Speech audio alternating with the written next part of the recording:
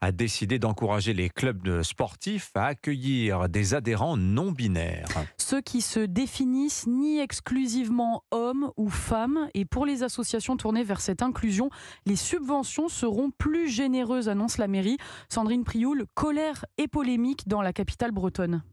Au premier rang des opposants, un élu Horizon, bénévole du club de basket, Charles Compagnon, ulcéré par cette idée d'avoir des adultes et des enfants non binaires inscrits sur la feuille de match. Pour les mineurs, c'est un vrai danger. Le petit Kevin, que ses parents inscriront en non binaire, s'il veut jouer au basket avec ses copains, il va jouer dans l'équipe garçons. Donc il y a un risque qu'il se retrouve un peu exclu parce qu'il est inscrit en non binaire, mais il va jouer avec des garçons. Moins polémique, mais tout aussi perplexe, les dirigeants des clubs rennais de rugby.